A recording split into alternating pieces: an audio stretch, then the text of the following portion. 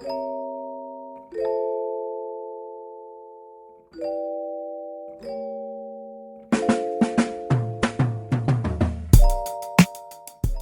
coming off of that layoff, Arum. Are you concerned at all about ring rust? And you mentioned that you wanted to fight. You did not want a tune-up fight coming out in your next fight. I mean, you're coming off of that car accident. You're the 14-month layoff, but you just seem to want any and all challengers. Why Danny Garcia? Like I said, I picked Danny Garcia just so I can rise up to the occasion. I feel like, he was a great fighter, and the odds still in my favor off a car crash. And I'm still, the top dog in the division, top guy in the division. So, I feel like I would show that I'm just a great fighter, and he's a great opponent. Dante's Boxing Nation, what's going on, guys? So while the undisputed lightweight champion Devin Haney completely stays turned up, Lomachenko, he stays tuned up because he's always taking tune-up bouts. But it's pretty ironic when you really think about that term, tune-up, that they use in the sport of boxing. Because when you take your car to get a tune-up, if you don't drive your car that much, or if you don't drive it at all, you just get a tune-up and then sit it in the garage for 2-3 months, you don't need to get another tune-up once you start driving it again.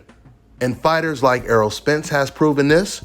Also, Floyd Mayweather, he proved this. You guys remember Floyd Mayweather, he took a 2-year layoff.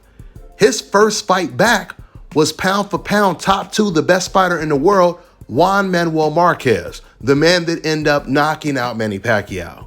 Now, usually, in the majority of cases, tune-up bouts are usually for fighters that have lost confidence from maybe something that happened in the ring previously. Like maybe they took a really, really bad loss. Or maybe they took a couple years off of the sport, and this is their first bout back. But that's not Lomachenko's situation. According to ESPN, Lomachenko is still pound for pound one of the best fighters in the world. In fact, he's ranked above Devin Haney. So according to ESPN's logic, it should be Devin Haney looking for a tune-up bout before a Lomachenko fight. You guys heard that clip I just played for you where Errol Spence, he's explaining why he decided not to take a tune-up and go straight into fighting the best opposition in his division, which was Danny Garcia, right after his car accident and his long layoff. I was looking for the clip of when Errol Spence said it, but I couldn't find it. But Errol Spence, he also said, "I'm not a tune-up type fighter. I have to be in the ring with the best.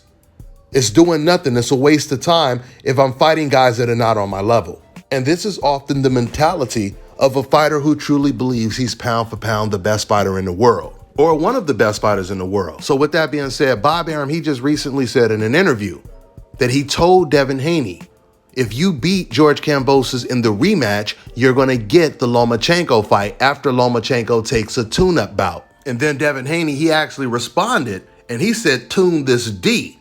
I wanted that fight now. I'm the champ. I don't have to wait on no one." Listen, man, Devin Haney is absolutely right. He ended up becoming the real undisputed champion in the lightweight division, the youngest in the sport of boxing. So he calls the shots now. And I think Devin Haney, he just didn't like the fact that Bob Arum says, if you win, you will get the Lomachenko fight.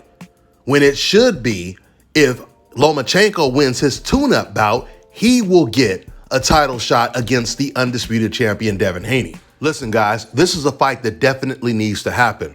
Remember, Lomachenko actually vacated his WBC belt to avoid his mandatory Devin Haney.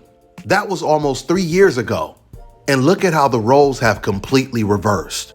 Now, because of the major move that Devin Haney made by becoming the undisputed champion, beating George Kambosos, that puts even more pressure on Vasyl Lomachenko to fight him for all of the belts. Lomachenko already said he's not going back down to 130. So there's nowhere else for him to go but up. And up means going after the undisputed champion, Haney. Devin Haney, he just recently did an interview with Aki. And he said in the interview that once he does beat George Kambosos, if he is going to end up fighting him in October, he's still going to pursue the Lomachenko fight, which means Lomachenko is going to have no excuse not to take that fight. You have the undisputed champion calling you out. Once again, what Devin Haney said, I'm basically the one that calls the shots. I wait for no one. I think he said that in particular because he did not like the way it sounded when Bob Arum was saying that, if you win your next fight, you will be awarded a Lomachenko fight.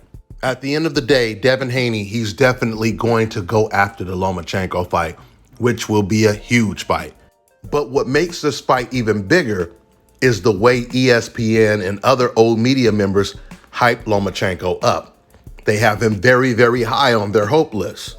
And I've already told you guys, just in case you guys didn't know this, on some 1940 type shit, ESPN, they removed Devin Haney from the pound for pound list right after he became the real undisputed champion in the lightweight division, but yet they still have Lomachenko on the list. I've been telling you guys for the longest, a lot of times when old media, when they mislead the public and disrespect fighters on the coincidental list, what they end up doing is they put a bigger target on the fighters that they are being biased to, in favor of. And we've seen this happen so many times where them trying to overrate someone, it completely backfired on them. If they start calling a certain fighter pound for pound who's really not the best fighter in the world, then all the other boxers, they want to beat these fighters even more because now they feel, if they're saying this guy is the best, then all I have to do is beat him to get the credit that they're giving him. Which is very similar to something that Devin Haney has been saying when he explains why he wants to fight Lomachenko now. The more Devin Haney sees them disrespecting him on the pound for pound list by putting Lomachenko on it and removing him from it, the more he wants to fight Loma. If they start calling Teofimo undisputed when he never was undisputed, everyone in the lightweight division will start going after Teofimo.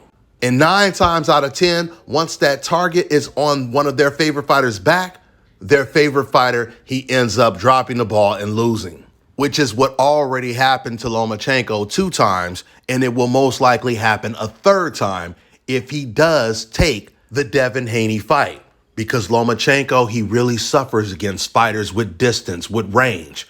And then you have athleticism on top of that. Remember, guys, Lomachenko said his most difficult fight of his career, and this is what Loma said, I'm talking about before he lost to Teo, he said the most difficult fight of his career was against Luke Campbell. And all Luke Campbell really did was use his distance and range. And we're talking about a Luke Campbell that is way slower than Devin Haney. He doesn't have the athleticism, the rhythm, the coordination, the defense, the intelligence of a Devin Haney, which is the reason why Lomachenko decided to vacate his belt rather than fight his mandatory. When keep in mind, before Devin was Loma's mandatory, Lomachenko used to be known for fighting his mandatories. He used to fight these C-level, D-level mandatories all the time. All of a sudden, when he's fighting against a really, really good mandatory, he vacates his belt, a la Canelo Alvarez. But Lomachenko, he has no belts to vacate now. So let's see what he decides to do. That's all I got for now, guys. I'm on to the next one.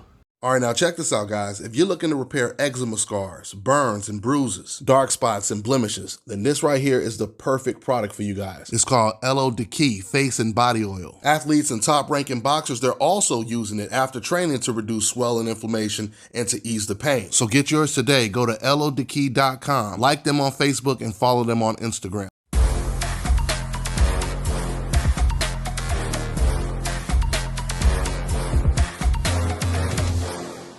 My name is Chris, and I'm all the way here from Anchorage, Alaska at Scalp Carolinas, and I'm here for my second treatment of SMP. Well, I was sitting at home one day and going over my Facebook page, and they have different, like advertisements popping up, and I saw one for SMP, and I saw some pictures of some guys, a before and after, and I was looking at that, and it caught my attention, so I Googled it.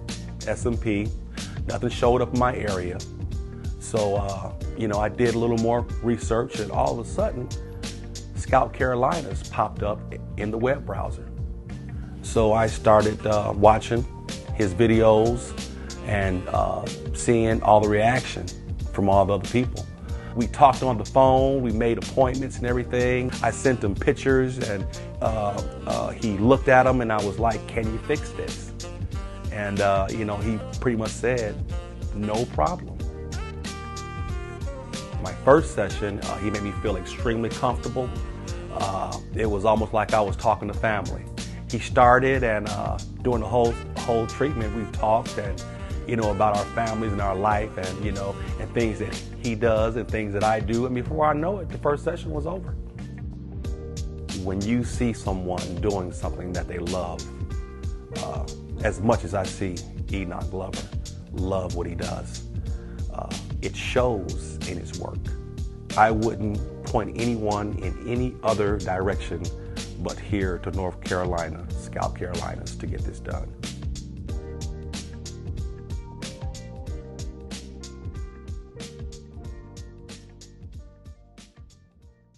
Let me tell you guys about Issa Israel Law Firm. It is a full-service legal practice based in Denver, Colorado, an emerging hub for combat sports and high-altitude training. If you're a fighter inside or outside of the ring and you need a law firm you can trust to fight for you, visit thefighterfirm.com or email help@iilawfirm.com. Legal representation is usually limited to plaintiffs or defendants in Colorado, but iFirm can help anyone in the world with trademarking their business name, logos, and U.S. immigration issues. This brother has been my attorney for a while and helped guide me through all kinds of business and civil issues, so make sure you guys go to thefighterfirm.com.